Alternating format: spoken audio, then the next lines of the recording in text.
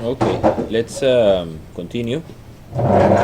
So on Blackboard, you have on sources and syllabus, you have this link to my website. And there you have class files, and you have a folder with today's tag, and you have this Excel file, and that's what we are going to use for our calculations today.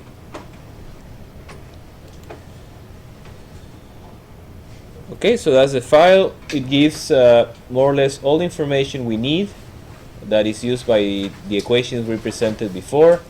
We have G. Remember this 2 to 5% that I mentioned earlier. It's here. Number of days. In this case, we are assuming there is no downtime, which is kind of very ideal. Reservoir temperature, you need that to calculate the C factor for the material balance. Initial reservoir pressure, you need that also for material balance. C and N for the IPR, CT and S for the TPR, CFL for the flow line, FPR, and then CPL for the PPR. Separator pressure is constant. The gamma of the gas also for the Z factor. Number of templates, number of wells. You want to have a plateau of 20 years, and that's the plateau rate. And that means I should produce the value at which the OPEX become more than the revenue. It's 5 million. Okay, so at 5 million is abandonment. You simply close the field and go away. So that's one way. You might have other ways to do it, but that's one way that we can make our calculations. In every time you impose the rate of the field, that gives you the well rate and the template rate. Okay. Initially you haven't produced anything, so this will be 0. You have initial reservoir pressure, and you have also reservoir temperature, so that you can obtain the C factor. And then you start moving. You have that rate, you move from here to here with IPR, then you move from here to here with TPR, wellhead pressure, and then you start on the separator with the pipeline equation. You move to PLEM, okay, calculate that pressure, and then with PLEM you move to template, and then you compare these two, okay, compare the delta P of the. Okay, so essentially in each one of these cells we have to use those equations I explained before. Okay, so those equations are already pre-programmed for you in something called VBA. So let's maybe close this file. VBA stands for Visual Basic for Applications.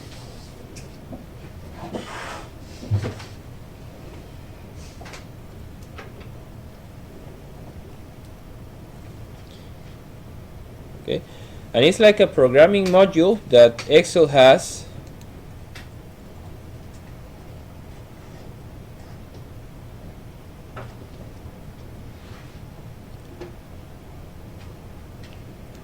Okay, you open a blank workbook, window, and then if you punch Alt F11 at the same time, you should get enter into the VBA module. Okay, Visual Basic for Applications. And you see here the book where I am is called Book 1, so you have to find on the tree on the left to navigate where you are. So you have some sheets, you have some objects, can be charts, can be sheets, and if you click on them, it's actually empty. Okay, so you can make programming like a script. You can tell the computer to do some things with the cells that you have here. Okay, do a sequence. For example, copy from one cell to another. Okay, that's made by something called sub.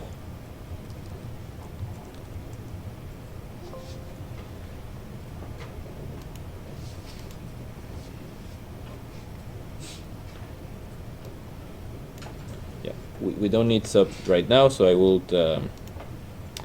But another thing you can make, you can create functions which are available for, Excel has a few series of functions. For example, you put 3 numbers and then you want to know the minimum of that number, so you can simply call here function and, for example, maximum, and you give the series of numbers. Okay.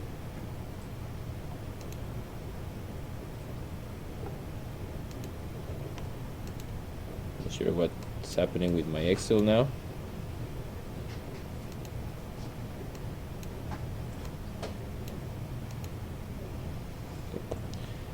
Let me just save it just in case. Save as. That's something else. If you're using VBA and you save it, you have either to use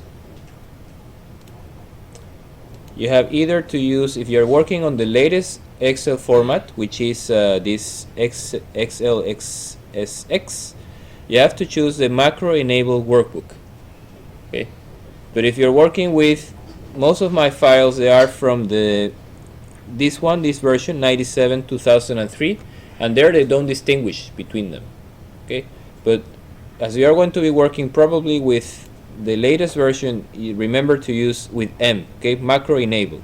If you save without that, you will lose everything you have on the VBA. Okay, because of safety, they simply remove all the code that is on the sheet. Okay, so it has happened to me that you are coding, you have spending some time, then you save it, and then you lose everything because it's simply not saved. Okay, so you have some functions, many things that are useful for. If you click on this FX, you see many functions which are available.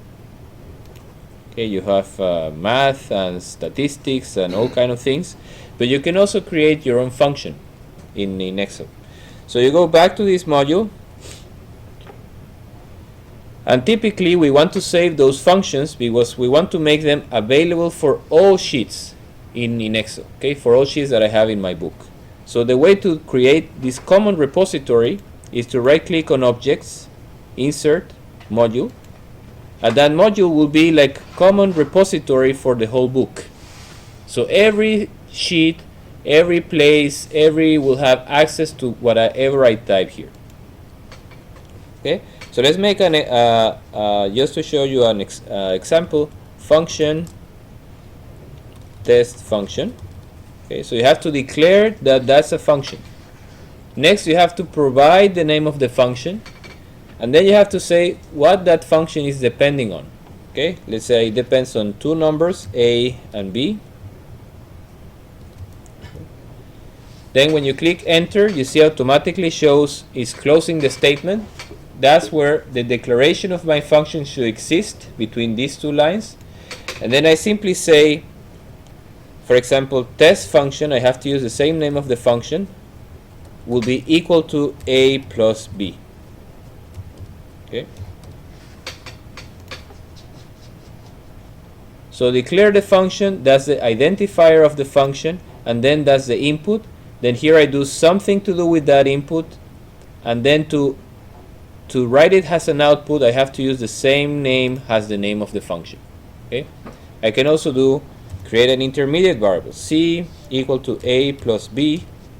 Okay, and then the text function will be C times 0.1. Okay, and at the end, the only number, no matter how many lines I have here in between, the only number that will be output by this function will be this line. Okay. So let's see if my Excel is behaving okay. So I say to call that function, I either say test function, you see it appears now, or I search for it here, function user defined, because Milan has defined it, and I say test function with T. Okay, takes a number A and takes a number B and gives you the result 0.5. Okay. So when you open the Excel sheet I gave you, you first get a security warning because Excel is smart and says this has some code. that if you don't trust me, I can try to use it to steal something from your computer. Okay? So you have to say accept to have access to this VBA, and then you can see what do you have behind. Okay? So first, search for the name of the file, Snohvit field, and you see you have all your objects. I have 5 data sheets. One were for compressor. This exercise in the future they will install a compressor. You have the field layout, which is simply a drawing. Okay, so you have all of these tabs. You have them here, and you have these modules. Okay, and just to make it more organized, I divide it in categories. So here I have all that has to do with compressor equations. You see function, and they are callable by this name and using this input. Flow equations, and that's the most important. You see here you have the IPR equation that gives you rate. Okay, so I'm clearing the rate in the IPR equation. IPR equation that gives you pressure. Okay. Tubing equation that gives you rate. Tubing equation that gives you pressure. Okay, line, that's a horizontal flow line or pipeline equation. MBAL, that's the material balance equation that we discussed before. Okay, and then you have the factor, the deviation factor of standing, which is using that procedure that I showed you before. Okay, that exactly from the monograph of Curtis. You have Sutton correlation to find the critical pressure and temperature. Then you find out the reduced pressure and temperature. And then finally you calculate the set with this procedure. Okay? So let's try to make at least the first time, okay, to see if I will be able to produce the first instant, the first second of the first year. Okay? So that's what this time 0 means. It's simply start of the field. The end of year 0 is exactly the first second of the first year of production. Okay? So Q of the field, I decide I want to use 20, right? And then I don't want it to change. Okay, if I drag it down, I don't want it to change. So then I have to freeze the cell with F4. And you see the $2 signs, they appear in front and back. So that means that the column is fixed and the row is fixed. That means no matter when I drag it to the right or if I drag it down, it will still link to the same cell. Okay? The next step, GP, how much I have produced at that time? Nothing, right? So it will be simply 0. Reservoir pressure at that time, I have it here, it's 276.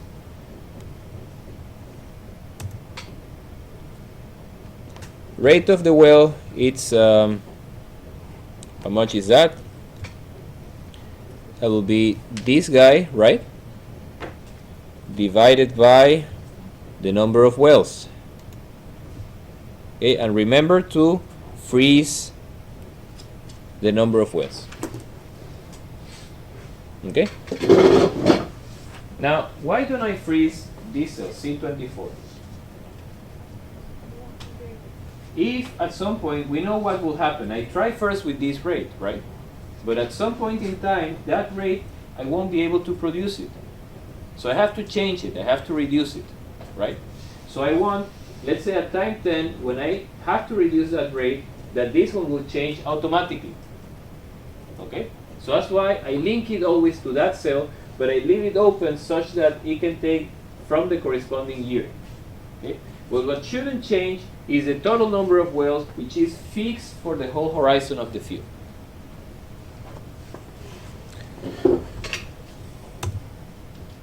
Okay, what else? P separator. Again, if I want to change it, remember it's a big change, but sometimes it is done. But we take it from here, we freeze it. Key of the template, that is the key of the field divided by the number of templates, and remember to freeze it with F4. Okay.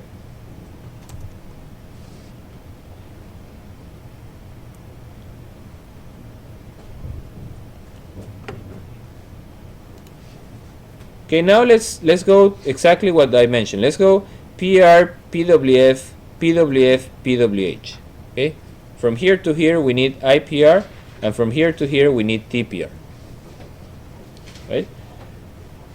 So let's see the equation of the IPR. Okay, so we have rate, we have C, we have N, we have this guy, so we need this PWF. Okay, that equation is already programmed for you in flow equations, IPR, PWF. Okay, it's essentially the same equation. Okay, so let's use it. PWF, you can either type it IPR, PWF. To see it better, what is the input? You can press here on FX, and it needs CR, which is here, B7. Remember to block it. I want to drag it down so it shouldn't change. F4. N 1. What does it mean, N equal 1?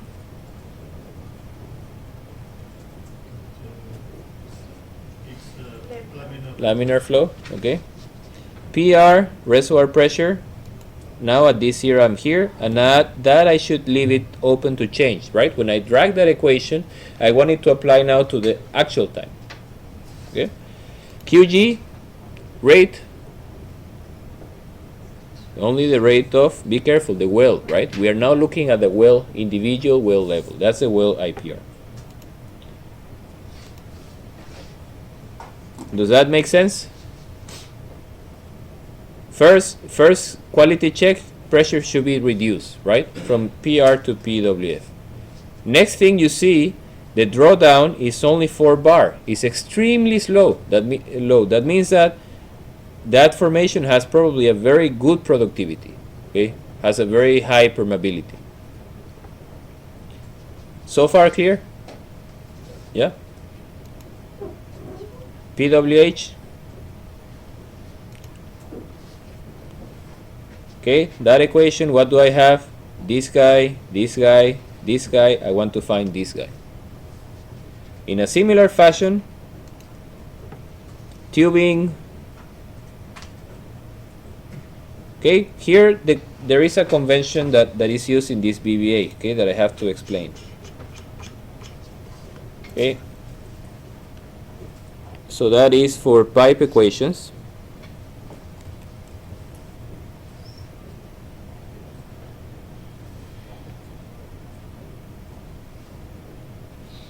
One is upstream, 2 is downstream,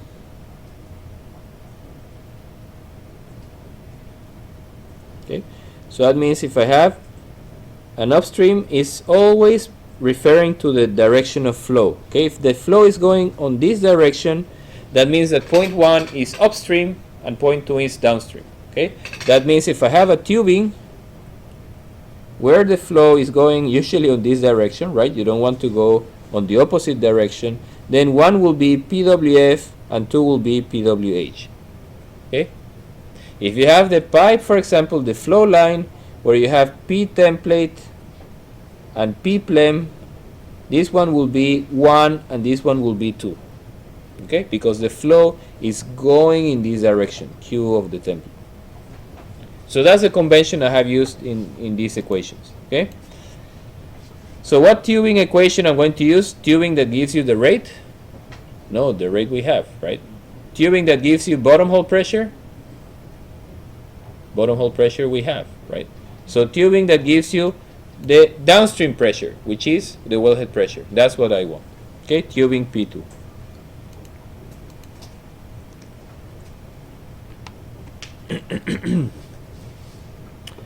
Okay, so let's type tubing P2, and then I say that needs a CT. I have to block it.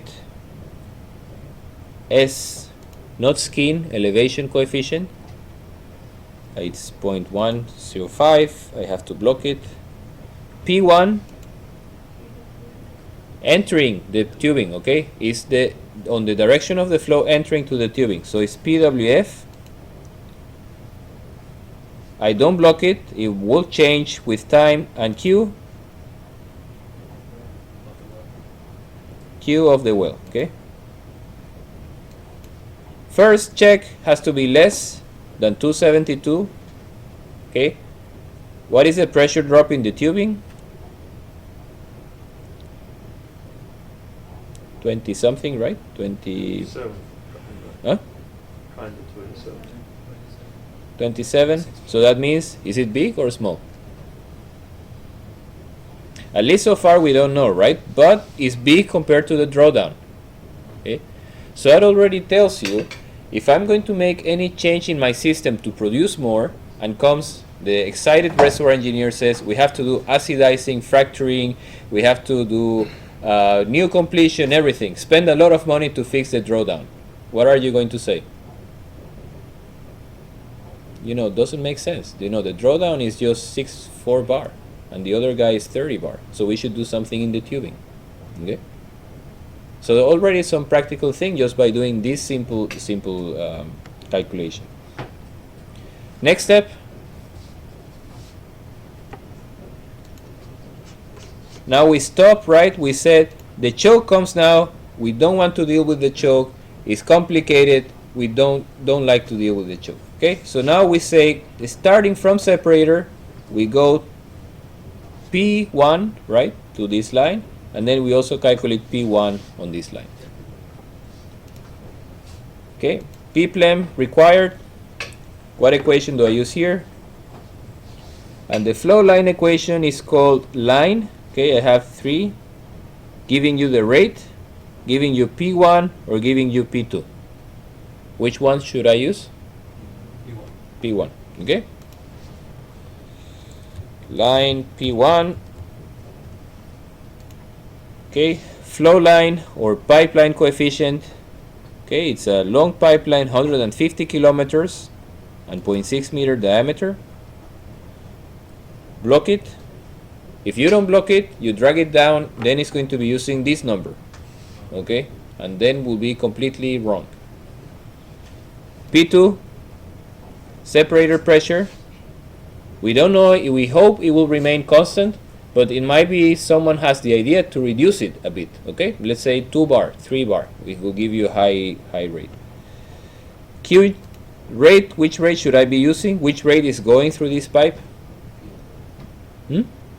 The field rate, right? The whole field rate is going through this pipe.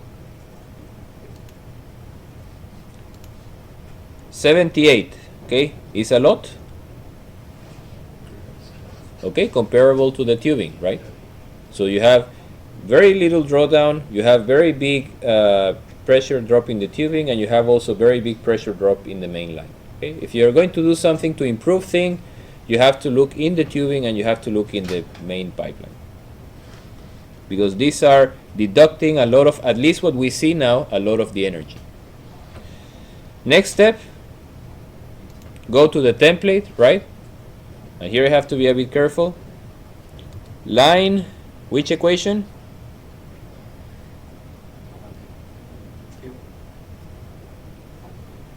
Okay, here we have to go back. We are looking now for this pressure, right? So this one, now it changes. This one for this pipe was P1, right? But for this one, it will be P2. Okay, line P1 of coefficient. Remember the flow line, not the pipeline. P2 is the one that we just calculated, 78. Okay, the rate of, okay, we are seeing this rate, and that's the rate of the template. Okay, that's not the rate of the well, because now we are going, if we see this scheme, we came from here to here with Q of the field, and then we come from here to here, which has the production of 3 wells. Okay, so that will be the Q of the template.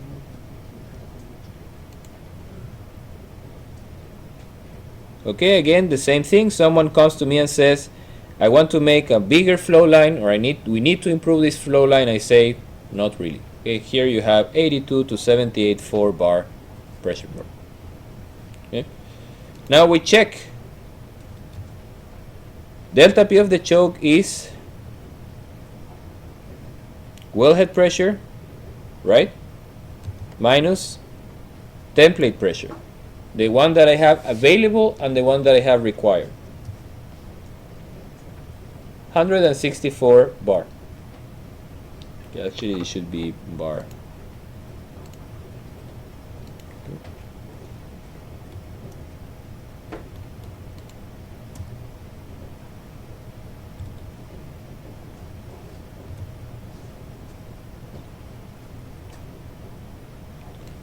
Okay, what happens next step?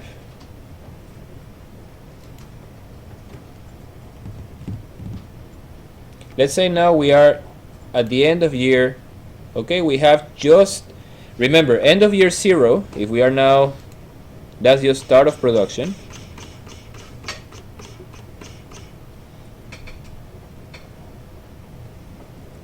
Okay, let's make our time scale that we are using. Okay, Q gas.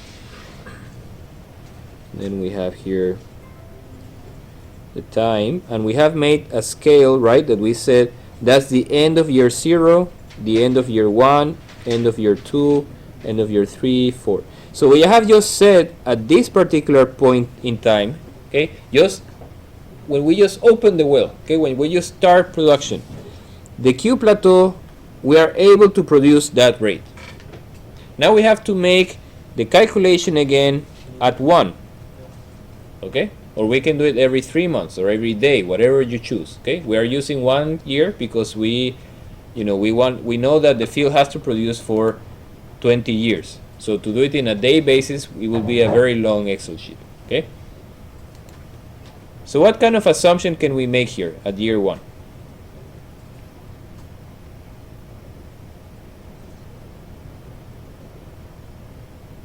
We can say, right, what we need first at year 1 is the GP, right, which is the integral between 0 and time 1 of Q of the field times dt.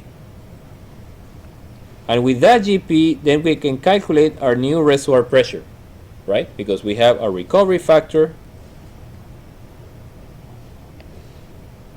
and then we have our reservoir pressure. Okay, so I'm going to say an approximation is to say I'm going to assume that that rate is constant for the whole period. Okay, I'm going to assume that Q plateau remains constant between 0 for the whole year. Okay, that's approximation. Q plateau, okay, remains constant, or let's say Q of 0, okay, Q of the field at 0 remains constant, is constant between 0 and 1. Okay, and then here I calculate a new rate. It might be I can still be producing in plateau, and it will be a good approximation, right? And then again I produce the next year and so forth. But what will happen when, let's say, I cannot produce that rate? I have to reduce the rate. Let's say at year 4, let's say everything I can produce the rate fine for all of these years, but then at year 4 I say, well, you cannot produce this rate, but actually you have to produce that rate.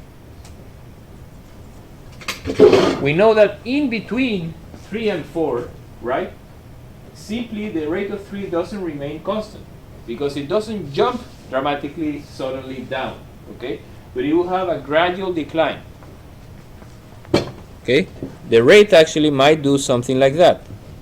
So then this approximation using a rectangle is kind of a bad approximation of the actual decline. Okay, the actual area should be something like this. Okay, so we're making, you see that we're making like a poor approximation of GP if the rate starts to decline. Okay, how can I solve this?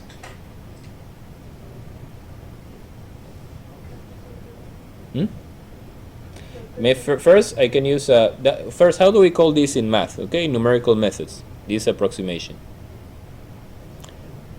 It's called the rectangular integration, right? Or rectangular.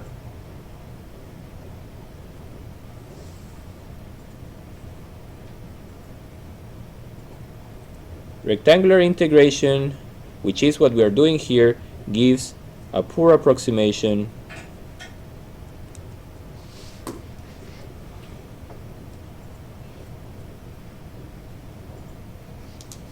of GP when in decline, okay, in decline phase.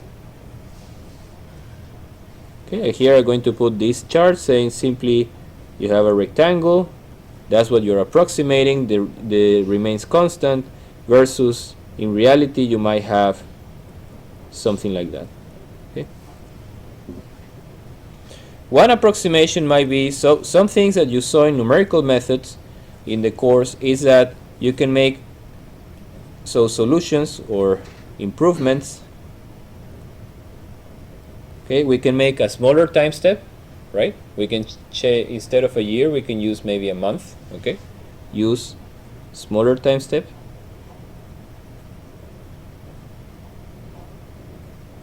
What is another thing that we can use? Another approximation for the integral, right? Not keep it constant, but we can use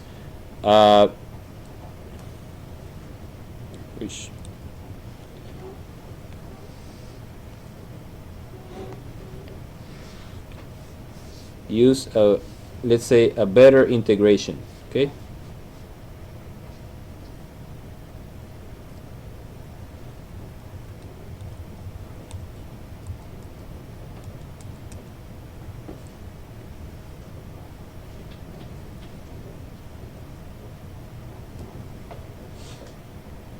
For example, we can say that delta GP will be this trapezoidal rule, right? We can say that it will be the Q of year I minus 1, the delta P at year, I think the pen gave up,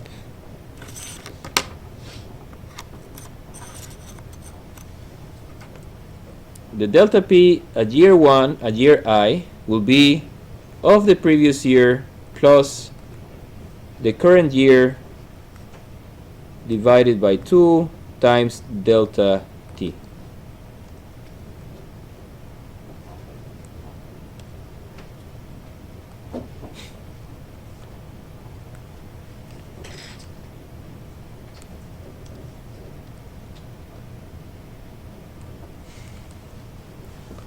Okay, what is the problem with this approximation? This guy, right, we have it from the previous step, but this guy is depending on the reservoir pressure, right, which also depends on this delta GP. So it becomes implicit, becomes a bit ugly, okay, because I don't know the rate on that time, but I needed to estimate the delta GP on that part, okay. So then I have to assume a rate, then I have to calculate delta GP, calculate PR, calculate the rate, and verify if it was the same that I assumed. Okay. So for now, we're going to stay away of these things. Okay, we're going to use this approximation. The rate remains constant, but just to make you aware of the complexities of estimating GP. Okay, the easiest solution simply reduce the time step. Do your calculations now on a month, on a day basis, whatever. But that's usually pays off than to do an implicit iteration. Okay. So let's try to do that, and with that we close our lecture. Q of the field, I say, well, I think I will produce a plateau. Okay, let's try. GP. Okay, I say the rate that I produced before, it will remain constant, right? During the whole interval. during this guy minus this time. But we need something more. The units, right? This is in years and this is in days. So when we multiply both, what do we need? Hmm? We need this uptime, right? Saying how many, yes, this, how many days I have producing every year, which is 365. Okay, I block it, and then this guy converts from days to years, and this guy is in days, so it will be consistent. Okay. But sorry, is that GP really? GP is from time 0, okay? And what we have here is just what I have produced between 0 and 1. So I have to sum to that, I have to sum the previous, how much I have produced so far before, okay? Because that formula, this part here, is just calculating how much I have produced in the first year. Okay? Next step, I have GP, I have recovery factor, right? Then I need the pressure, right? Reservoir pressure, material balance. So let's calculate this ZI. Let's see. That I have to use the C factor of standing. That is using pressure, temperature, specific gravity of gas, and unit. And in metric, I should use number 2. Okay. Pressure is in bar, and temperature is in Celsius. Okay, so let's call that function C factor standing. First one was pressure, that was this guy here. Temperature, this guy here.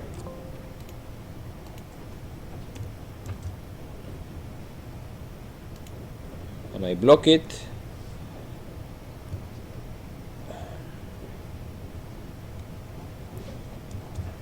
Next, specific gravity of gas, 0.5. I block it also. And then next is simply the number 2, because this function can use two different unit sets. Okay, QC, is that number, does it look okay? 97. That tells you the deviation from the ideal behavior, right? Ideal should be 1, so it's usually a number between maybe 0.4 and 1.8. Okay, so that means at least we are in the ballpark. Okay, now if you remember the equation, it was implicit, right? I told you we have to assume, okay? We have to assume PR, okay? Then we have to compute Z, and then we have to verify that error. Okay? What I'm going to propose is that we use the Z not of the current step, but we use the Z of the previous step. Because we say the change in pressure, that assumption is made, the change that I have in pressure every year is so modest, okay, so slow, that the Z won't change much. Okay, the Z will be actually quite similar. Okay, so let's call that equation material balance, gas tank. Initial reservoir pressure is up here, I block it. Initial Z is up here, I also block it. The Z of the current pressure. Okay, I don't have it, but I said I will use the one from the previous. And in this case, just it happens that the previous is the first step. Okay, but when I drag it down, the previous will be that one here. Okay, a new one. Recovery factor.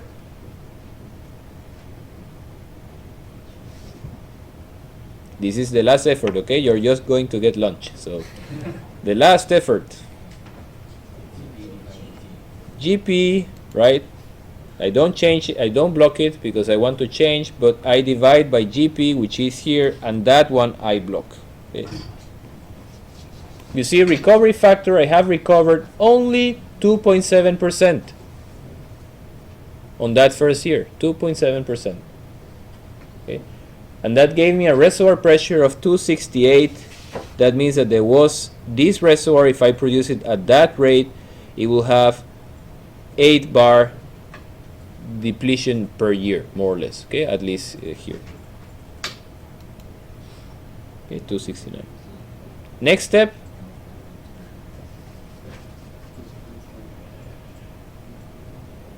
exactly the same, right, that we have. Now we have to move from PWF to PWH, from P separator to P plem, P template, okay.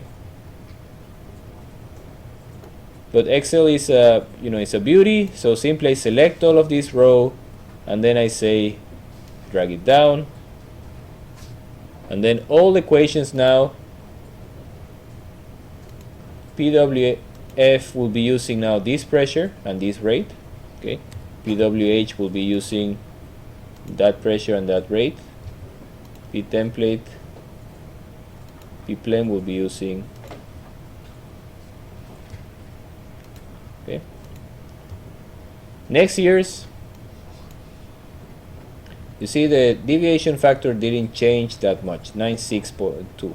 Okay, so it's really very modest, the change in set. What happened with the choke? The delta P now is less, right? That means open, right? I have to open the choke with time. What happens now? Let's see if it works. I hope it works. Okay, the choke is becoming open, open, open. I have, every time I have less energy, okay, in my PWH. I have to drag it a bit more, longer time.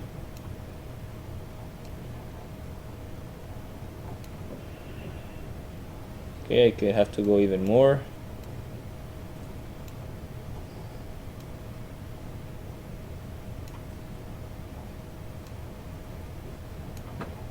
Okay.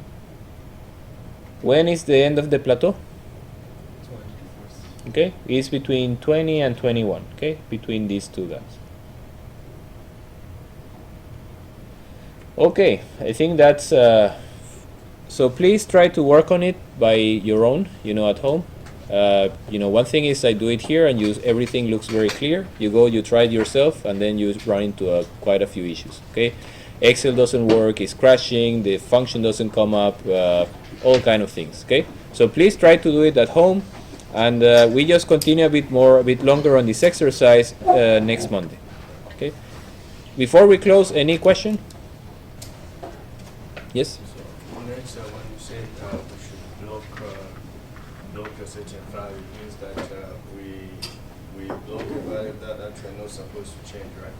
Well, then you can change it. Let's say, for example, on let's say the tubing coefficient, okay, which is used to calculate PWH. You see here is block is always linking to the same cell. Okay. Now I want to say what happens if I use a tubing which is bigger.